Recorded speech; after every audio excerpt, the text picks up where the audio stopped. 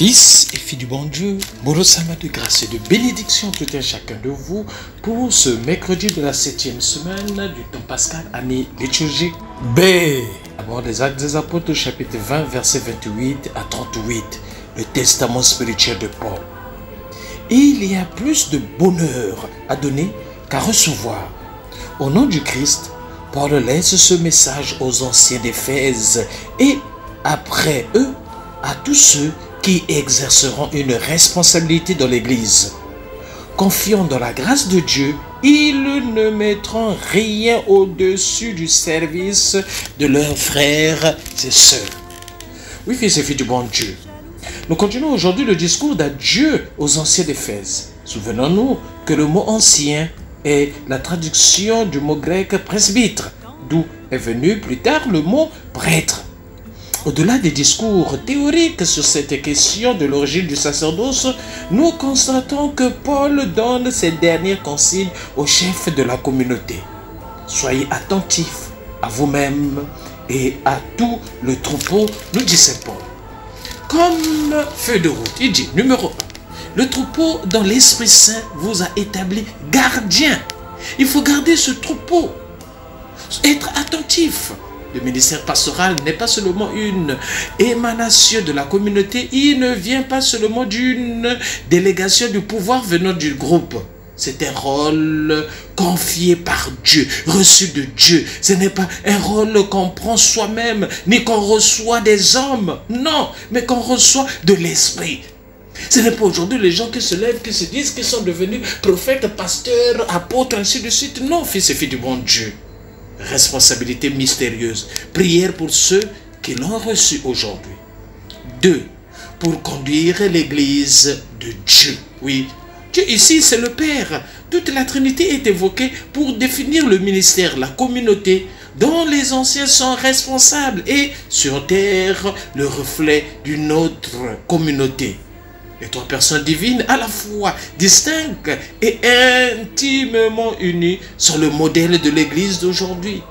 Toute famille qui se veut chrétienne, tout regroupement d'hommes qui se disent chrétiens, toute communauté, toute équipe de prêtres, de laïcs, de religieuses doit contempler souvent son modèle, la Trinité, trois qui ne font qu'un, fils et fille du bon Dieu. Troisième élément. Qu'il s'est acquise par le sang de son Fils. Voilà pourquoi Saint Paul appelle chacun de nous à être vigilant. Il s'introduit parmi vous des loups redoutables.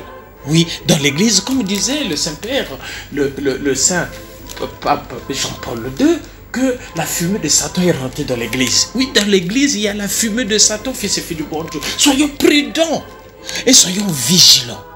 Être pasteur d'un troupeau, c'est se battre contre des loups, un combat contre des forces ennemies. L'Église est composée des pécheurs. Elle reste constamment de l'intérieur parmi vous d'être décomposée, de ne plus jouer son rôle de communion. Voilà pourquoi donnons notre cœur, notre disponibilité à l'action de l'Esprit Saint. Il y a plus de bonheur de donner qu'à recevoir, a dit le Seigneur Jésus.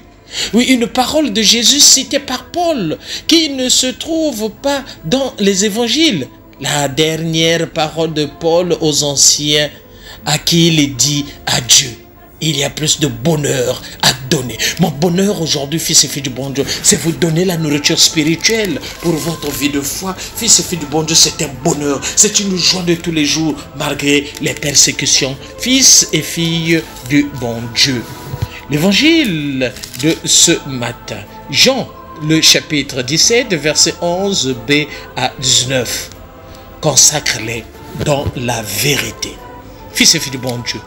Au moment d'offrir sa vie en sacrifice pour le monde, Jésus a confié ses disciples à son Père, le priant de les garder fidèles à l'évangile reçu, afin qu'ils soient sanctifiés par la vérité dont ils seront des témoins dans le quotidien de leur vie.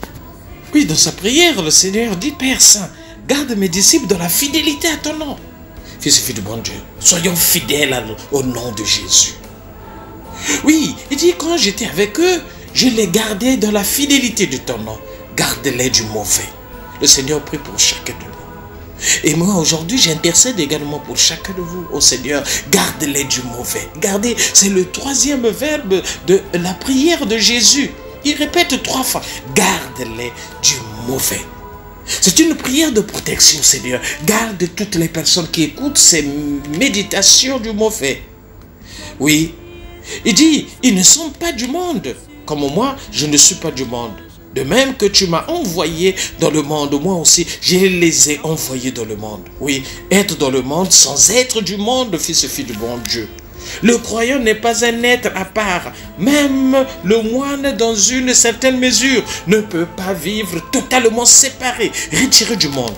Sa vocation particulière indispensable doit être insérée dans le monde pour y jouer un rôle prophétique. Fils et fille du bon Dieu. La parole de Jésus, à plus forte raison, s'applique aux laïcs et aux prêtres et aux évêques. Je ne demande pas que tu les retires du monde. Fils et filles du bon Dieu, une parole très forte dans le quotidien de notre vie. Mais soyez dans ce monde comme des témoins de sa parole, fils et filles du bon Dieu. Nous sommes tous appelés par Dieu à exercer la responsabilité de l'apostolat. Annoncer la bonne nouvelle, fils et filles du bon Dieu. Le monde a besoin de cette bonne nouvelle. Oui, grâce à la vigueur de l'esprit chrétien, de l'esprit de Dieu, qui pousse chacun de nous à annoncer la bonne nouvelle. Oui, le Seigneur continue à prier en disant, consacre-les dans la vérité. Nous avons besoin de la vérité dans notre vie. Qu'ils soient aussi consacrés dans la vérité. Oui, la vérité rendra chacun de nous libre. C'est le 4e verbe de la prière de Jésus, répété 3 fois ici. Dieu seul est saint, mais il communique quelque chose de sa sainteté aux croyants. Oui, fils et filles du bon Dieu, les gens vivent dans le mensonge tous les jours. Voilà pourquoi le Seigneur prie, consacre-les dans la vérité. C'est la vérité qui nous rendra libres, fils et filles du bon Dieu. Le chrétien est envoyé dans le monde. Il est envoyé pour y vivre la sainteté de Dieu. Comme Jésus, il a été envoyé par le Père pour sanctifier le monde. Le chrétien est d'abord un homme comme tous les autres. Mais il est aussi un consacré. Chaque chrétien, tu es consacré. Et très souvent, on dit non, ce sont seulement les religieux et religieuses qui sont consacrés. Mais toi aussi, fils et fille du bon Dieu. Et c'est la vérité, dit Jésus, qui fait cela en eux. Combien de chrétiens, hélas, ont peu conscience de cette dignité extraordinaire? Oui, fils et filles du bon Dieu, nous devons être des témoins de la bonne nouvelle parce que chacun de nous, nous sommes consacrés au Seigneur et soyons des témoins de cette consécration, fils et filles du bon Dieu.